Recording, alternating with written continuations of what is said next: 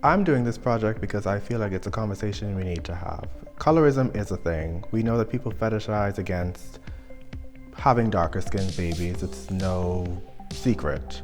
I feel like we also shy away from actually having these discussions. We know it's almost to me like the rapey uncle everyone has. We know it exists, we know it comes to every party, but no one likes to talk about it. You just sweep it under the rug. But I want to actually shine a light on that subject and like really get into the conversation of like who benefits from colorism the most? And why is the Bahamas still colorist? Is it because of colonialism? Is it just because it's the in thing? Or subconsciously, do we still feel as Black people that being whiter is being right? I don't think this conversation is going to cause a change. However, I do think it's going to make people look deeply into themselves and think, am I a colorist? And the people who are colorists are going to say yes, and they're still going to be colorists. And the people who aren't colorists are going to know, well, at least somebody's making an active conversation. Like, let's talk about it.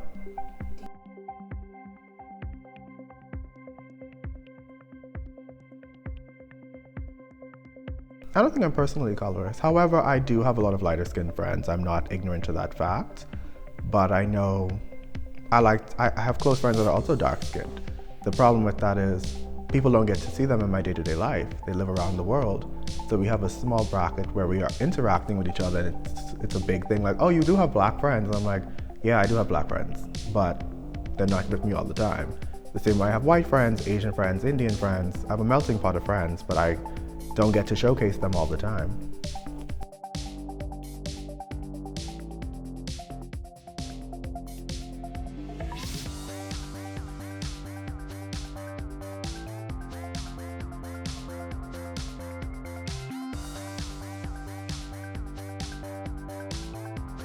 With that being said, I do think that if this documentary was in the right eyes, I think it could make some form of change. For example, one of my participants, Danielle Grant, is making an active change in the tourism industry to showcase all types of backgrounds, darker skin, lighter skin, white, everybody. So if someone in her department was to say, okay, I like this push, let's really focus on being inclusive, it can make a change in the Bahamas. I don't expect to change the USA, I don't expect to change the UK, but I do feel like this could be the pebble that causes an avalanche in the Bahamian context, and we desperately need that. What I've learned is something I actually already knew. I knew that people knew that they benefited from colorism, and I just learned that people are aware of it, because I was always wondering, like, I know my friends are light-skinned, but do people really, when they see a lot of light-skinned people together, think like, oh, it's like a clique or something? So I learned that, no, everyone's conscious of it, but it's not as heavy. Like, it's not intended, colorism, if that makes sense.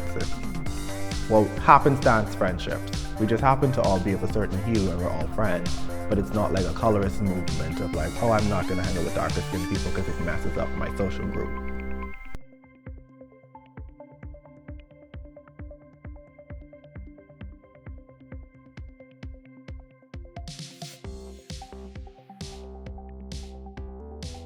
I've encountered several 100,000 issues filming this production.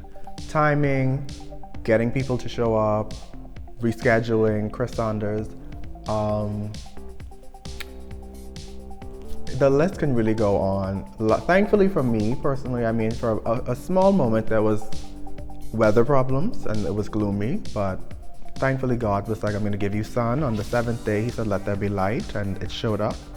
So I think for the most part I've been good. My main issue has always been getting a large amount of people. I have nearly 20 people in this production, and it's been a hassle trying to wrangle them in.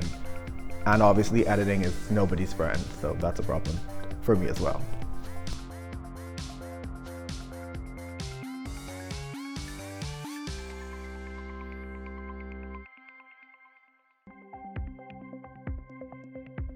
I really don't think I've grown from this project. That may sound bad, but I don't.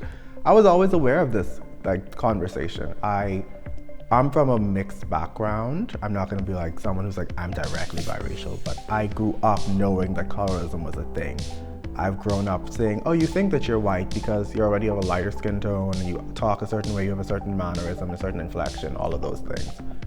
So these are things I always knew. I just wanted to poke a hole in this. Like, it was always my water balloon. I just wanted to let the water out. And that's why I chose this topic. I could have done poverty.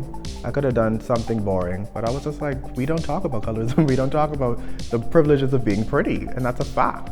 We have people who benefit from. Half of the people who probably have jobs over here are attractive, but they're not smart. And the people who are unattractive have to work extra harder. And I mean, sorry for them, but that's a fact.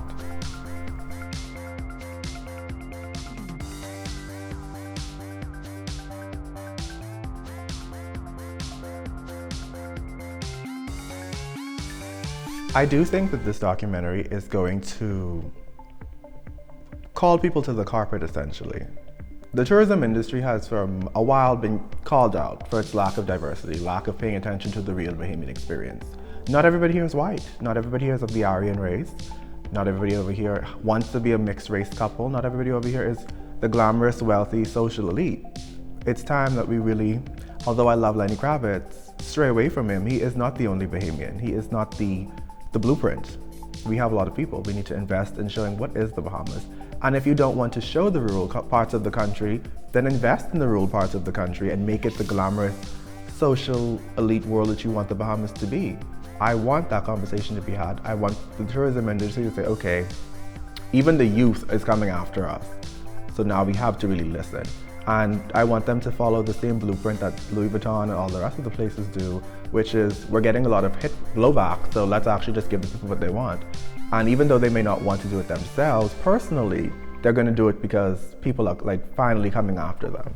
So yes, that's what I want to do for the Bahamians. Now, socially around the world, I don't think I'm going to do a single thing to help anybody. Personally, I mean, it'll be great if I did, but Martin Luther King tried and they shot him, so I'm not trying to, go that route. Bullet blood is not really my color, personally.